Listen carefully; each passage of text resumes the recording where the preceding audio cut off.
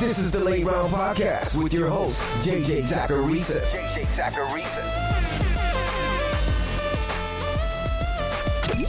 What's up, everyone? It's JJ Zacharisa, the editor-in-chief at FanDuel and at numberfire.com, and this is episode 567 of the Late Round Podcast, so the many shows that are part of the FanDuel Podcast Network. Thanks for tuning in. We've got another FanDuel Podcast Network Listener League this week. Check out fanduel.com/league/listener league to join. It's a rake-free contest that costs $5 to enter and has $1,500 in prizes. You can enter up to 3 lineups to the contest. Again, that's fanduel.com/league/listener league to join.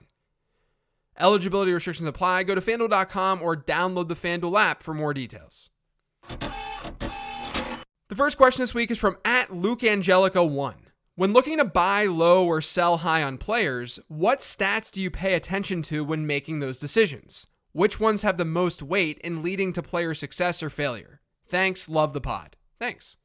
Volume drives fantasy football. We can sit here and talk about matchups, we can talk about how efficient a player is per touch, but in the end, volume is what matters. Volume is what correlates to fantasy points most. And that makes sense because fantasy points are based on getting the most yards and the most touchdowns and the most receptions as possible. And those statistics don't care about efficiency. So we have to ask ourselves, what leads to volume? Well, talent leads to volume. If a player is good, however you want to define that, then that player should see volume. At running back, you have to hope that a coach puts a player on the field because he has undeniable talent. At wide receiver, you have to hope that the quarterback is competent enough to throw to a talented receiver. And a talented receiver is one who's getting open most often, or making contested grabs at a better rate than anyone else. So let's look at this then with buying and selling players. When you're buying a player, you could be looking at a player who's seeing a ton of volume, but is underperforming. So you're buying into volume, and you're buying into that volume turning into more production. Or you could be buying into a player who may not even be seeing that much volume, but you trust the talent and you know the player is good. Because that talent can lead to more volume. This is what we see most often with younger players who haven't broken out yet. And then the reverse is true too. We're working with small sample sizes here. So we should always accept the fact that wild and crazy things can happen in a 3, a 4, a 5, a 6 game sample. Sometimes players perform way above expectation despite seeing little volume. Usually because they score touchdowns at an unsustainable rate. And sometimes players are seeing a lot of volume because of their environment. If those players aren't very talented, then you can't necessarily expect them to continue the pace that they're on. So they can be sell candidates. In the end, there's a lot of detail in figuring out who's a buy and who's a sell candidate. You're looking at regression. You're looking at player talent. You're looking at the schedule. You're looking at a ton of things. But what all of those things sort of surround is the idea that volume is what's most important in fantasy football. This next question says, do I consider trading Davante Adams? And if so, what type of value should I look for in return? If not, do we think the touchdowns will go up? I wanted to follow the previous question up with this one because it's a perfect example of what I'm talking about. Davante Adams is undeniably good. We know the talent is there. So if you feel like he's underperforming in some way, ask yourself what's missing from his fantasy totals this year. It's not volume. No player has a higher target share across the league than Davante Adams right now. And we know that volume isn't totally fluky because he had a target share per game rate last year that's not that far off from what he's doing this season. So his volume is more than fine. The issue, as you noted in the question, is touchdowns. I'm going to make a blanket statement here that I'm probably going to regret because it can be twisted. But generally speaking, when players have volume, when players have yards, but they don't have touchdowns, we should expect that to regress. Now, I understand that not all players are utilized the same way. There are formulas for being more precise than what I just said. I'm just saying that generally speaking, volume and yards will lead to touchdowns. There's a correlation between those things. I mentioned on the 10 Trends episode earlier this week that Adams is one of the bigger regression candidates in the league because of his yardage total. And it's true. I can't think of a single scenario where I would want to give up a 36% target share in an Aaron Rodgers-led offense, especially when the player with that share is underperforming. So we'd be selling him low. If anything, you want to buy Devontae Adams right now. The next question is from @DodgersColts. Should we be looking to sell Cooper and Lamb? Gotta think that targets will be more difficult to come by once Michael Gallup returns. So I understand this logic. I really, really do. When you have this many good weapons in an offense, it can cap the target shares of players in that offense. Here's the thing though with this Gallup situation, and really most situations with a player returning from injury.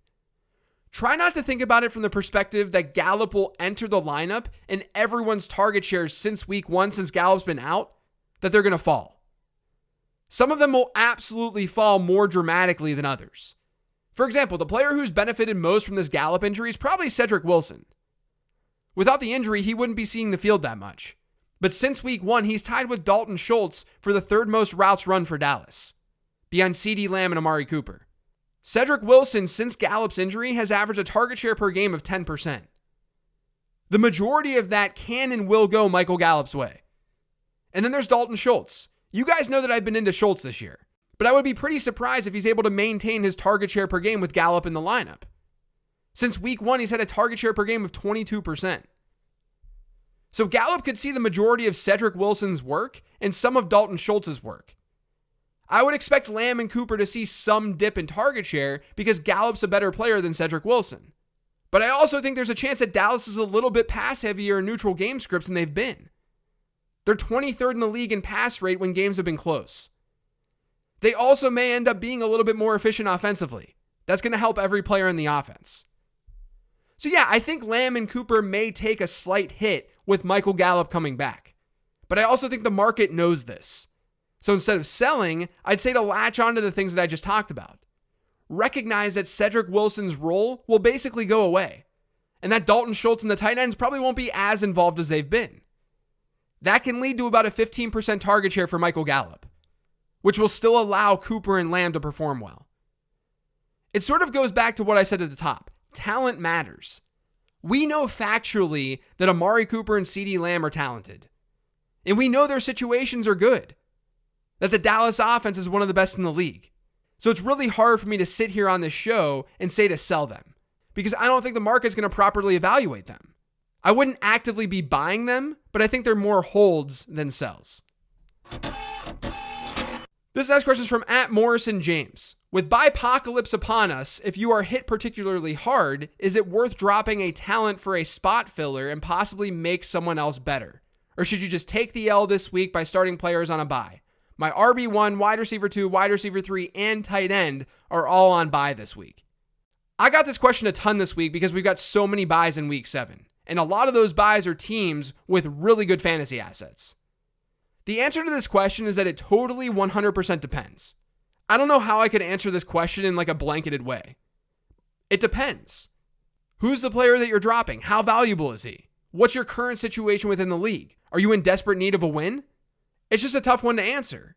But I want to at least give some sort of guidance since it was asked so much this week. What I would do is still try to fill my lineup. I would still try to have a full lineup and just cross my fingers and hope that variance is in my favor. That's one of the things that I think gets missed in conversations like this. Even when you're an underdog in fantasy football from a projection standpoint, because of how touchdowns can skew weekly results because of injuries, I wouldn't ever make the assumption that my team is going to lose. I at least would try.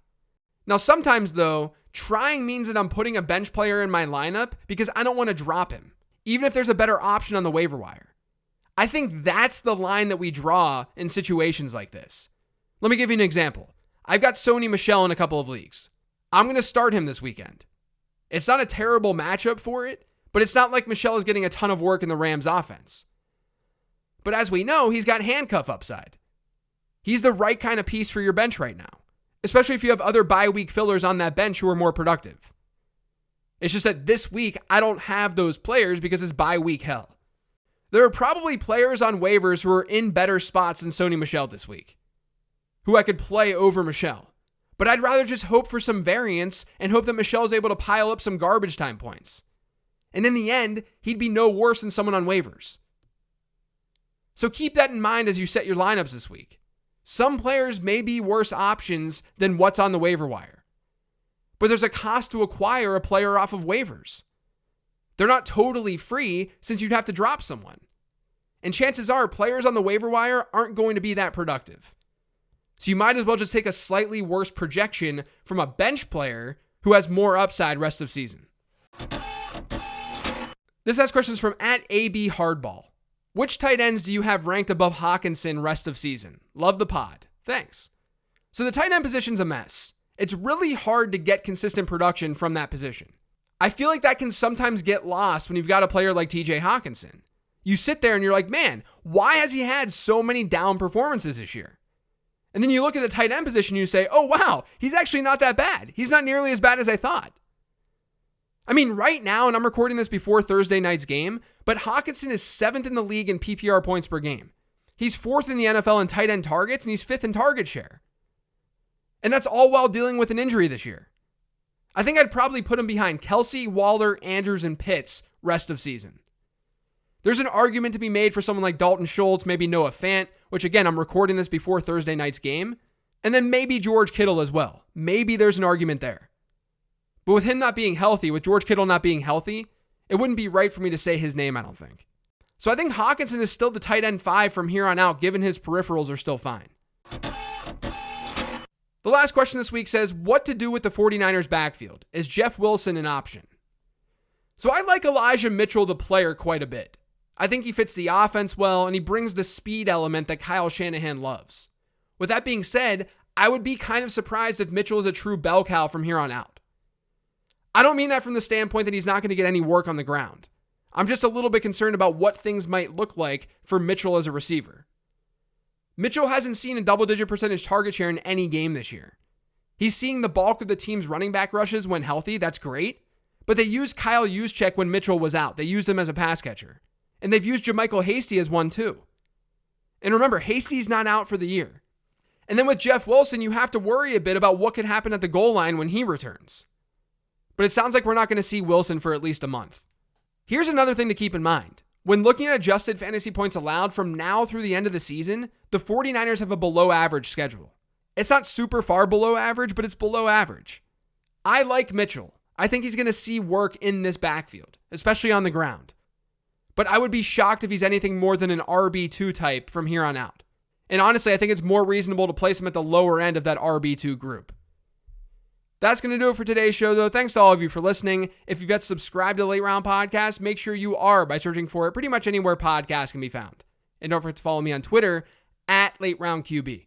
Thanks, everyone. Enjoy Week 7. Hope you get through these bye weeks. I will talk to you next week.